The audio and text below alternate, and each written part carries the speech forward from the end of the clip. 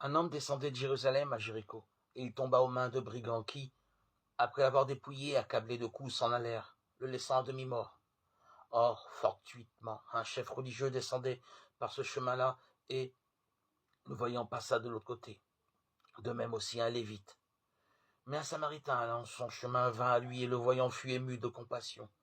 Il s'approcha et banda ses plaies, y versant de l'huile et du vin, puis il le mit sur sa propre bête, le mena à l'hôtellerie et prit soin de lui. Le lendemain, en s'en allant, il tira 2 pièces d'argent, les donna à l'hôtelier et dit « Prends soin de lui.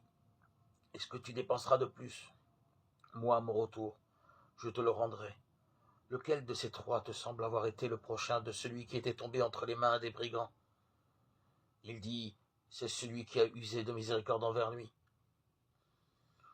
Ce récit, selon l'évangéliste Luc, chapitre 10, versets 30 à 37, est à la portée d'un enfant.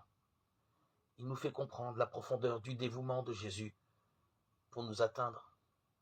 De la même manière, il veut s'approcher de chacun de nous, être notre prochain, toujours vivant. Jésus vient vers nous, non par hasard, mais comme quelqu'un qui, avec amour, nous cherche pour nous délivrer moralement. Il le fait aujourd'hui par le moyen de l'Évangile, la parole de Dieu qui a la puissance de sauver nos âmes.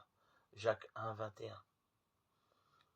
Je te loue, ô Père Seigneur du ciel et de la terre, parce que tu as caché ces choses aux sages et aux intelligents, et que tu les as révélées aux petits enfants. Oui, Père, car c'est ce que tu as trouvé bon devant toi. Luc 10, 21.